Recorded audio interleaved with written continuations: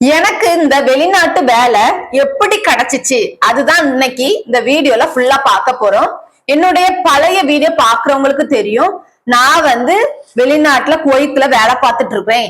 எனக்கு இந்த வேலை ஏசப்பா தான் எனக்கு இந்த வேலையை தந்தாரு. நான் நிறைய வீடியோல சொல்லிட்டு தான் இருக்கேன். இன்னைக்கு ஏசப்பா எனக்கு எப்படி இந்த வேலையை தந்தாங்க அப்படிங்கறதான் ஃபுல் டீட்டெயிலா பார்க்க போறோம். ஸ்கிப் பண்ணாம ஃபுல்லா பார்த்தாதான் உங்களுக்கு புரியும். நம்ம சேனலை சப்ஸ்கிரைப் பண்ணி வச்சிடுங்க. ஜீசஸ் மோட்டிவேஷன் கண்டினியூஸா நம்ம வீடியோ போட்டுக்கிட்டே இருப்போம் நம்மளுடைய யூடியூப் சேனல்ல. இந்த வீடியோ கொஞ்சம் லென்த்தா இருக்கும். நான் எவ்வளவுக்கு எவ்வளோ ஷார்ட்டா முடிக்க முடியுமோ அவ்வளோக்கு எவ்வளோ சீக்கிரத்துல முடிக்கிறேன். உங்களுக்கு புரியும்படியும் அதே மாதிரி ஏசப்பா எப்படி எனக்கு இந்த வேலையை தந்தாங்க அப்படிங்கறதும் நான் சீக்கிரத்துல சொல்லி முடிச்சிருவேன். சரிங்களா? ஃபர்ஸ்ட் பாப்போமா என்னோட பாஸ்போர்ட் எப்படி கிடைச்சிச்சு அப்படின்னு பாப்போம். நீங்க எல்லாம் நினைக்கலாம் பாஸ்போர்ட் தானே எல்லாரும் எடுக்கிற மாதிரி தானே எடுத்திருப்பீங்கன்னு. நான் நர்சிங் படிச்சு முடிச்சோன்னா வேலையில ஜாயின் பண்ண உடனேயே எங்க அப்பா என்ன செய்யறாங்க, பாஸ்போர்ட் கண்டிப்பா எடுக்கணும் அப்படின்னு எடுத்துட்டாங்க. எங்க அப்பா வெளிநாட்டுக்கு போய் வேலை செய்யணும் அப்படின்னு மைண்ட் தாட்ல எடுத்தாங்களா என்னன்னு தெரியாது. நான் படிச்சு முடிச்சதும் வேலையில ஜாயின் பண்ண உடனேயே எங்க அப்பா என்ன செஞ்சுட்டாங்கன்னா பாஸ்போர்ட் எனக்கு எடுத்து தந்துட்டாங்க. அதுக்கப்புறம் கொஞ்ச நாள் கழிச்சதுக்கு அப்புறம் எனக்கு ஒருத்தவங்க எங்க அப்பா மூலமா வேலைக்கு ரெடி ஆயிருது.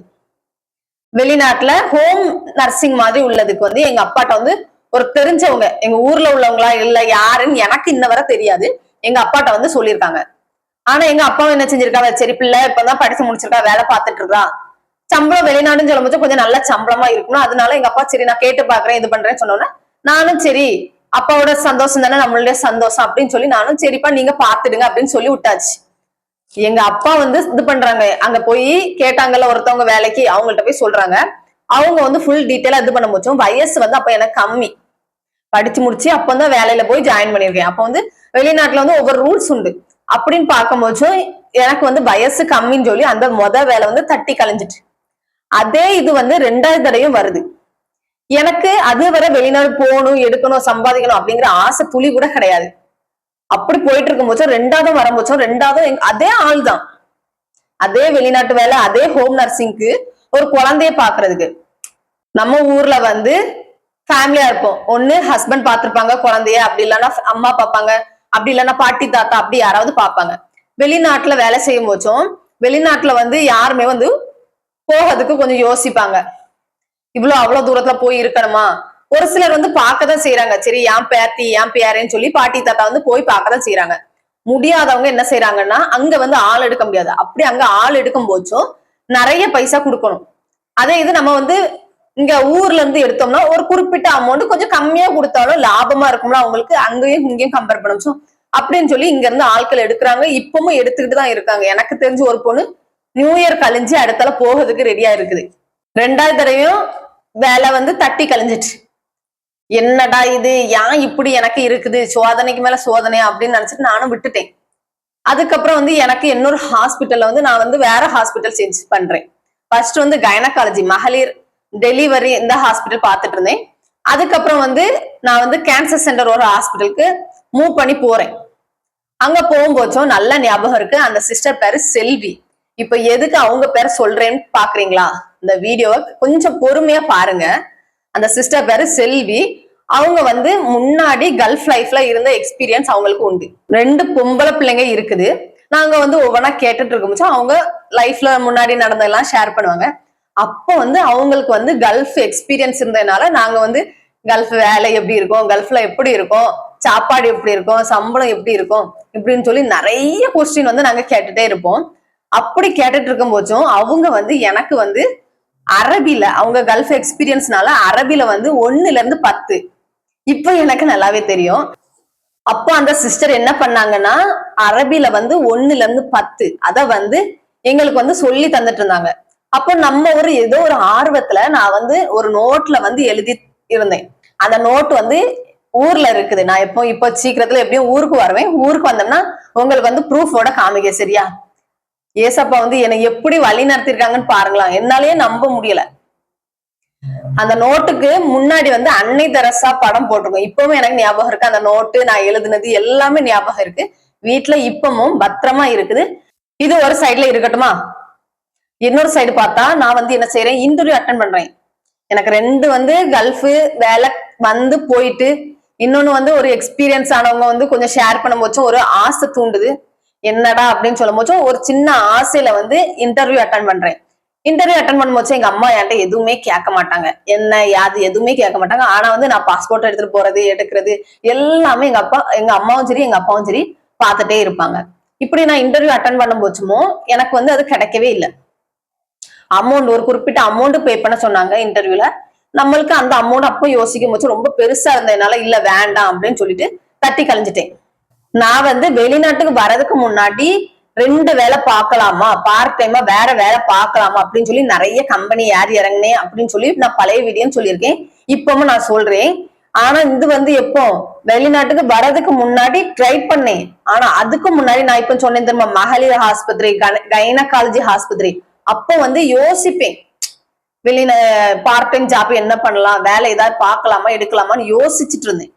நான் ஃபர்ஸ்ட் வந்து கைனகாலஜி ஹாஸ்பிட்டல்ல இருந்தேன், 2வது வந்து கேன்சர் சென்டர் ஹாஸ்பிட்டல்ல இருந்தேன், 3வது வந்து சைல்டு ஸ்பெஷலிஸ்ட் ஹாஸ்பிட்டல்ல இருந்தேன். அந்த சைல்டு ஸ்பெஷலிஸ்ட் ஹாஸ்பிட்டல்ல வந்து ஒரு சிஸ்டர், அடுத்தல ஒரு சிஸ்டர், அவங்க பேர் ருமிலா. சரியா? அவங்களுக்கு வந்து சூப்பர்வைசர், எங்க ஹாஸ்பிட்டல்ல வந்து சூப்பர்வைசர். இப்ப இந்த ருமிலான்னு சொல்றோம்ல அந்த சிஸ்டர், நல்லா ஞாபகம் வச்சிடுங்க அவங்க பேரை. எங்க அக்காளுக்கு வந்து மேரேஜ் வந்து எல்லாம் ரெடி பண்ணிட்டு இருக்காங்க. எங்க அக்காவுக்கு வந்து ஃபர்ஸ்ட் என்ன செய்யறாங்கன்னா ஒரு அலைன்ஸ் வந்து வருது. எங்க அம்மாவும் சரி வாங்க பொண்ணு பாக்கிறதுக்கு வாங்க அப்படின்னு கூப்பிடுறாங்க. ஆனா வந்து அவங்களால மாப்பிள்ளை வீட்டுல இருந்து வர முடியாத சிச்சுவேஷன், அவங்க வரல.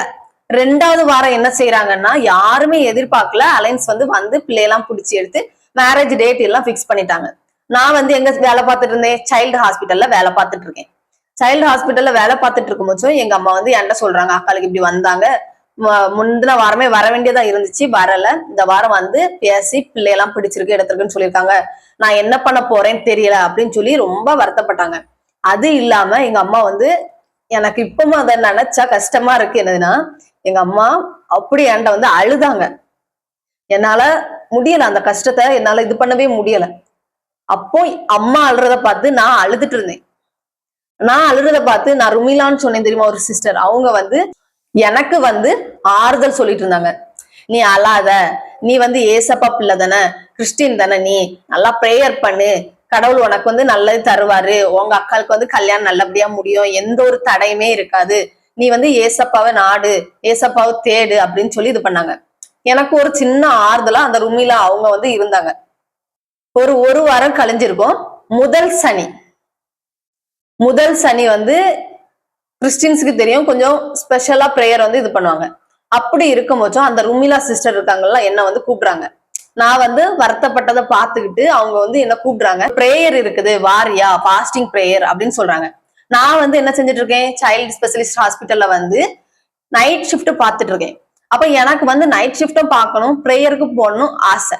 அப்போ வந்து நான் என்ன சொல்றேன்னா அந்த ருமிலா சிஸ்டர்ட்ட, சிஸ்டர் கொஞ்சம் வெயிட் பண்ணுங்க, நான் கொஞ்சம் யோசிச்சுட்டு எங்க வீட்டுல கேட்டுட்டு சொல்றேன் அப்படின்னு சொன்னேன். இதுக்கு முன்னாடிலாம் என்னோட பிரேயர் லைஃப் எப்படி இருந்துன்னு கேட்டா, பிரேயர் பண்ணுவேன், சர்ச்சுக்கெல்லாம் ரொம்ப போவோம். எங்க அம்மா வந்து ரொம்ப கிறிஸ்டின் இதுல வந்து ரொம்ப இதா இருப்பாங்க. சர்ச்சுக்குன்னு சொல்லிட்டா கரெக்ட் டைமுக்கு போயிடணும், டெய்லி போயிடணும், எந்த ஒரு இதுவுமே மிஸ் பண்ணிடவே கூடாது, அப்படி எங்க அம்மா வந்து ரொம்ப இதா இருப்பாங்க. அப்படி கிறிஸ்டின்லயே இருந்ததுனால பிரேயர்னு சொல்லும் போதும் கொஞ்சம் நார்மலான பிரேயர்ல தான் இருந்துட்டு இருந்தோம். இந்த சிஸ்டர் வந்து என்ன வந்து கூப்பிடுறாங்க, நானும் சரி போறேன்னு சொல்றேன். அந்த நைட் ஷிஃப்ட் முடிஞ்சு நான் வந்து மார்னிங் அந்த சிஸ்டர் கூட பிரேயருக்கு போறேன், ஒரு பிரேயர் கூட்டத்துக்கு. சரிங்களா? பிரேயர் கூட்டத்துக்கு போகும்போதும் நான் வந்து தடவை அந்த பிரேயர் கூட்டத்துக்கு போயிருக்கேன். இதுக்கு முன்னாடி எல்லாம் பிரேயர் கூட்டத்துக்கு போயிருக்கோம். நீங்க எல்லாம் கேட்கலாம், பிரேயர் கூட்டம் சொல்றீங்க, கிறிஸ்டின் சொல்றீங்க, ஒண்ணுமே புரியலன்னா ஆர்சி கிறிஸ்டினும் இருக்குது, சிஎஸ்ஐ இருக்குது, பெந்தகோஸ்த் இருக்குது, நிறைய சபை இருக்குது. எல்லா சபையிலுமே வந்து என்னன்னா ஃபாஸ்டிங் பிரேயர் நடக்கதான் செய்யுது, கூட்டம்னு இருக்கதான் செய்யுது. ஏசு கிறிஸ்துவ தான் அங்க வந்து என்ன செய்யறாங்கன்னா அறிவிக்கிறாங்க, பைபிளோட வசனத்தை தியானிக்கிறாங்க. அந்த சிஸ்டர் கூப்பிட்ட உடனே நான் வந்து போறேன். நான் ஃபர்ஸ்ட் தடவை போனதுனால எனக்கு வந்து என்ன செய்யறாங்கன்னா கேக்குறாங்க, அந்த சபையில வந்து கேக்குறாங்க யாரெல்லாம் ஃபர்ஸ்ட் டைம் வந்திருக்கீங்க அப்படின்னு. நான் என்ன செய்யறேன்னா நான் வந்து எந்திரிச்சு நிக்கிறேன். அப்போ வந்து எனக்கு ஒரு பேப்பர் வந்து தந்தாங்க, உங்களுடைய டீட்டெயில், பேரு, அட்ரஸ், உங்களுக்கு ஜெப விண்ணப்பம் ஏதாவது இருந்தா நீங்க எழுதுங்க அப்படின்னு சொல்லி தாராங்க ஒரு பேப்பர்ல. அந்த பேப்பர்லயே நான் எழுதுறேன் என் பேரு, அட்ரஸ், போன் நம்பரு, என்னோட தேவைன்னு சொல்லி அப்போ வந்து ஒரு 3-4 எழுதுனேன். சரிங்களா? எழுதி கொடுத்து நல்லா ப்ரேயர் பண்ணிட்டு என்னோட கஷ்டம் கவலை எல்லாத்தையும் என்ன செய்யறேன்னா ஏசப்பாட்ட ஒப்படைச்சிட்டு வாரேன். மதியம் வந்து அந்த ப்ரேயர் முடியுது. அத்தனைக்கும் ஃபாஸ்டிங் ப்ரேயர். அந்த ப்ரேயர் ஃபாஸ்டிங் ப்ரேயருக்கு அவ்வளவு வல்லமை இருக்குன்னு நான் ரொம்ப பிலீவ் பண்றேன். அந்த ப்ரேயர் முடிஞ்சு மதியம் கிட்ட நான் ஊருக்கு போறேன். எனக்கு நைட்டு வந்து என்ன செய்யணும்னா நைட் ஷிஃப்ட் டியூட்டிக்கு வரணும். நான் டியூட்டிக்கு வாரேன். அடுத்த நாள் சண்டே. சண்டேன்னு சொல்லும் போச்சும் எங்க ஹாஸ்பிட்டல்ல வந்து வேலை பார்த்துட்டு இருக்கும் போச்சும் நிறைய சிஸ்டர்ஸ் வந்து சீனியர் சிஸ்டர் வந்து வரமாட்டாங்க. சண்டே வந்து சர்ச்சுக்கு போகணும், அந்த ஒரு நாள் தான் என் பிள்ளைங்கள் கூட இருக்கணும் அப்படின்னு சொல்லி நிறைய பேர் வந்து வரமாட்டாங்க. நான் சாட்டர்டே வேலை பார்த்தவா எனக்கு வந்து சண்டே வந்து எக்ஸ்ட்ரா டியூட்டி ஆள் இல்ல, ஆளை வந்து அட்ஜஸ்ட் பண்ண முடியாததுனால நான் வந்து என்ன செய்யறேன் சண்டே வந்து எக்ஸ்ட்ரா வேலை பாக்குறேன். அப்படி பார்த்துட்டு இருக்கும் போச்சும் எனக்கு வந்து அந்த நான் ப்ரேயர் போனேன்னு சொன்னேன் தெரியுமா, நான் போன் நம்பர் அட்ரஸ் எல்லாம் எழுதி கொடுத்துட்டு வந்தேன்னு தெரியுமா, அவங்க இருந்து எனக்கு வந்து போன் வருது. என்கிட்ட ப்ரேயர் பண்றாங்க, என்கிட்ட வந்து கேக்குறாங்க உங்களுடைய தேவை என்னது அப்படின்னு சொல்லி இது பண்ண போச்சோம். நான் என்ன சொல்றேன்னா என்னோட ஃபேமிலி சிச்சுவேஷனால நான் இப்ப வாங்குற சம்பளத்தை விட கொஞ்சம் கூடுதலான சம்பளத்துக்கு வேலை வேணும் அப்படின்னு சொல்றேன். அப்போ வந்து அவங்க கேக்குறாங்க நீங்க என்ன படிச்சிருக்கீங்க அப்படின்னு கேட்க போச்சு. அவங்க வந்து கவர்மெண்ட் வேலையான்னு கேக்குறாங்க. இல்ல, எனக்கு வந்து இதோட கொஞ்சம் ஜாஸ்தியான சம்பளம் வேணும், எனக்கு கொஞ்சம் தூரமா போகணும். ஏன்னா லோக்கல்னு சொல்லும் போச்சும் பைசா வந்து கம்மியா தான் சேலரி வந்து கிடைக்கும். அப்போ அவங்க வந்து ப்ரேயர் பண்றாங்க, நானும் ப்ரேயர் பண்றேன். அப்போ வந்து நான் பிலீவ் பண்றது என்னன்னா, எங்கே 2-3 பேர்கள் என் நாமத்தினால் ஜெபிக்கிறார்களோ அங்கே அவர்கள் மத்தியில் நான் இருப்பேன்.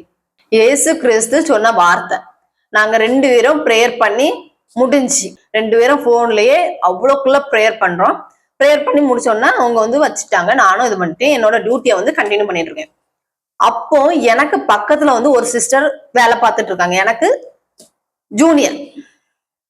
அவங்க வந்து புதுசு. அது இல்லாம எனக்கு ஃபுல்லா நைட் ஷிஃப்ட்னால நான் அந்த சிஸ்டரை பார்த்ததே கிடையாது. என் கூட வேலை பார்த்துட்டு இருந்த சிஸ்டரை ஃபர்ஸ்ட் டைம் வந்து நானும் அந்த சிஸ்டர் வந்து டியூட்டி பாக்குறோம். நான் ப்ரேயர் பண்ணி இது பண்ணதை பார்த்துக்கிட்டு அந்த சிஸ்டர் வந்து என்கிட்ட கேக்குறாங்க என்ன வேலை விஷயமா எதுவும் இது பண்றீங்களா எடுக்கிறீங்களா. அதனால நான் சொன்னேன் ஆமா, கொஞ்சம் ஃபேமிலி சிச்சுவேஷன், கொஞ்சம் பைசா வந்து தேவைப்படுது, அதனால ஏசப்பா தானே இது பண்ணணும், நம்மளுக்கு உதவணும் அப்படின்னு சொல்லி ப்ரேயர் பண்றேன். அவங்க வந்து உடனே என்ன கேட்டாங்கன்னா வெளிநாடு போறீங்களா அப்படின்னு கேட்டாங்க. அதனால நான் சொன்னேன் சரி போலாமே, பிரச்சனை இல்லை அப்படின்னு. அவங்க வந்து கேட்டாங்க உடனே அப்போ பாஸ்போர்ட் எல்லாம் இருக்குதா, வீட்டுல எல்லாம் கேட்டு சொல்லுங்க அப்படின்னு சொன்னோன்னே நான் வந்து பாஸ்போர்ட் எல்லாம் இருக்குது, இல்ல எங்க வீட்டுல எல்லாம் ஒன்னும் சொல்ல மாட்டாங்க சொல்லிட்டு நான் எல்லாம் ரெடி பண்ண தொடங்கிட்டேன். எனக்கு அந்த ப்ரேயர் பண்ணி முடிச்ச உடனே எனக்கு வந்து என்ன செய்யறாங்க, யார் எவருனே தெரியாது அந்த சிஸ்டர். நான் இதுக்கு முன்னாடி அந்த சிஸ்டர் பார்த்தே கிடையாது, புதுசு அவங்க. எனக்கு வந்து நைட் ஷிஃப்ட்னால நான் பார்த்ததே இல்லை அந்த சிஸ்டரை. சரி நம்ம வேலைக்கு வந்து ரெடி பண்ணுவோம் அப்படின்னு சொல்லி வெளிநாடுக்கு வேலைக்கு வந்து ரெடி பண்றாங்க. அவங்க ஒரு ஏஜென்ட் மூலமா அப்படின்னு ரெடி பண்ணி நான் வந்து எல்லாம் முடிஞ்சு எங்க அம்மாட்ட போய் சொல்றேன். கிட்டத்தட்ட விசா வர்றதுக்கு கொஞ்ச நாள் முன்னாடிதான் நான் எங்க வீட்லயே போய் சொல்றேன். எங்க வீட்லயும் சொல்றாங்க சரி போ அப்படின்னு எங்க அம்மா சொன்னாங்க. அதுல எங்க அப்பா என்ன சொன்னாங்கன்னா இல்ல வேண்டாம், பயப்படுறாங்க.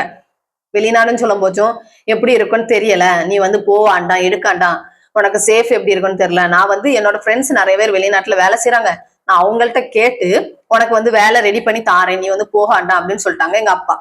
நான் எங்க அம்மாட்ட சொல்றேன். எங்க அம்மா என்ன சொல்றாங்கன்னா உன்னோட லைஃப் உன்னோட கையில, நீ போறியா அப்போ, இல்லையா இருக்குதியா இரு வார்த்தையில சொல்லிட்டாங்க. நான் வந்து ரொம்ப இதா இருக்கேன், கண்டிப்பா வேலைக்கு போகணும் அப்படிங்கிற இதுல. இப்படி இருக்கும் போச்சும் விசா வந்து வர்றதுக்கு கொஞ்ச நாள் ஆகுது. அந்த சிஸ்டரை பார்த்தாச்சு, எங்க வீட்லயும் பேசியாச்சு, எங்க வீட்லயும் சரி பாத்துக்க எடுத்துக்கன்னு சொல்லியாச்சு. இந்த சிஸ்டர் சொல்றாங்க சிஸ்டர் கொஞ்சம் லேட் ஆகும் விசா வர்றதுக்கு அப்படின்னு சொன்னோன்னே சரின்னு சொல்லி நாங்க அதுக்கப்புறம் கேட்கறதே இல்லை. கொஞ்ச நாள் கழிச்சதுக்கு அப்புறம் எனக்கு வந்து நைட் ஷிஃப்ட்ல வந்து ஒரு ரெஸ்ட் டைம் கிடைக்கும் போச்சும் ஒரு ரூம்ல ரெஸ்ட் எடுத்துட்டு இருக்கும் போச்சும் டீ டைம் மாதிரி உண்டு. அந்த டீ டைம் குடிச்சிட்டு இருக்கும் போச்சும் ஃபிளைட்டு போகுது. அந்த விண்டோ வழியா வந்து நான் அந்த ஃபிளைட்டை பார்த்துட்டு இந்த ஃபிளைட்ல எல்லாம் நம்ம எல்லாம் எப்போ போறோம்னு தெரியலையே, விசா வர இன்னும் வரலையே, ஒருவேளை வராம அப்படியே போயிருமோ, ஏமாத்திடுவாங்களோ அப்படின்னு நிறைய சிந்தனை வந்து என் மைண்ட்ல ஓடிட்டே இருக்கு. அந்த ஓடிட்டே இருந்தது முடிஞ்சிச்சான்னு கேட்டா இப்படி இருக்கும் போச்சும் எனக்கு வந்து பேஷண்ட், நான் பார்த்துட்டு இருந்த பேஷண்ட்ட இருந்து சிக்கன் பாக்ஸ் வந்து எனக்கு வந்து ஸ்ப்ரெட் ஆயிட்டு. எனக்கு ஸ்ப்ரெட் ஆனதோட நான் என்ன செய்யறேன், என்னால வேலை கண்டினியூவா பார்க்க முடியல. நான் வீட்டுக்கு போறேன். வீட்டுல ஃபுல்லா அந்த 40 நாள் கிட்ட என்ன செய்யறாங்கன்னா வேப்பிலை, மஞ்சள் வேப்பிலை எல்லாம் அரைச்சு குடிக்கிறது, மேல பூசுறது எடுக்கிறது, அப்படின்னு சொல்லி 40 நாள் கிட்ட வீட்லயே இருந்துட்டேன். 40 நாள் முடிஞ்சு நான் வேலைக்கு ஒரு 2 வாரம் இருக்கும் வேலைக்கு போயிட்டு இருக்கும் போச்சும் வழியில ஒரு நாய் வந்து எனக்கு கடிச்சிட்டு, கரெக்டா எதுலன்னா அந்த கால் முட்டி கால் பக்கத்துல கடிச்சிட்டு. நான் அழுன்னு அழுதுறேன். என்னடா கஷ்டம், எனக்கு விசா வரல, விசா வருமா எடுக்கலன்னு தெரியல, இப்ப அடுத்தால சிக்கன் பாக்ஸ் இப்பதான் வந்து முடிஞ்சிச்சு, ஏன் இப்படி எனக்கு சோதனையா இருக்குது ஏசப்பா அப்படின்னு சொல்லி நான் ப்ரேயர் பண்ணிட்டே இருக்கேன். ப்ரேயர் பண்ணி ஏசப்பா கிட்ட நான் வந்து கேட்டுட்டே இருக்கேன். அதுக்கப்புறம் கொஞ்ச நாள் போகுது, வேக்சின் எல்லாம் அந்த நாய்க்கடிக்குள்ள வேக்சின் எல்லாம் முடிஞ்சு கரெக்டா 40வது நாள் வந்து நான் என்ன செய்றேன், வெளிநாடுக்கு வாரேன். நாய் கடிச்சு ஊசி போட்டுட்டு இருந்த இடப்பட்ட நாள்ல வந்து என்ன செய்யுதுன்னா விசா ரெடி ஆகுது, மெடிக்கல் முடியுது, டிக்கெட்டும் ரெடி ஆகுது, எல்லாம் முடிஞ்சு கரெக்டா என் கையில வந்து என்ன செய்றேன், டிக்கெட்டு காப்பி எல்லாம் கரெக்டா வந்து என் கையில கிடைக்குது. அப்போ வந்து எனக்கு வந்து ஒரு வசனம் 2019 என்னோட வாக்குத்தத்த வசனம் வந்து என்னன்னு சொன்னா, குதிரையோ யுத்த நாளுக்கு ஆயத்தமாக்கப்படும், ஜெயமோ கர்த்தரால் வரும். குதிரையா நான் என்ன நினைச்சுக்கிட்டேன், ஒரு வெளிநாட்டு வேலைக்கு போறேன்னா எனக்கு வந்து நிறைய தடங்கள், நிறைய கஷ்டங்கள், மனசளவுலையும் சரி உடம்பளவுலையும் சரி நிறைய கஷ்டங்களை நான் பார்த்துட்டு தான் சமாளிக்கிறேன். குதிரை போருக்கு எல்லாம் ஆயத்தமாயிட்டு இருந்திருக்கு. ஜெயம் எங்க இருந்து வருது, ஏசப்பா கிட்ட அந்த பிரேயர் மூலமா ஒரு போன் கால் மூலமா எனக்கு வந்து ஜெயம் கிடைச்சிச்சு, வேலை கிடைச்சிச்சு, விசா கையில வந்துச்சு, பாஸ்போர்ட் எல்லாம் என்கொயரி எல்லாம் முடிஞ்சு 2019 நவம்பர்ல நான் போய் தேசத்துக்கு வெளிநாட்டுக்கு போறேன். இந்த வீடியோ பாக்குற நீங்க எனக்கு ஏசப்பா தான் வெளிநாடு வேலை தந்தாங்க அப்படின்னு நீங்க நம்புறீங்களா? நம்புனா கமெண்ட் பண்ணுங்க, இல்ல ஏதாவது டவுட்ஸ் இருந்துன்னா கமெண்ட் பண்ணுங்க, சரிங்களா?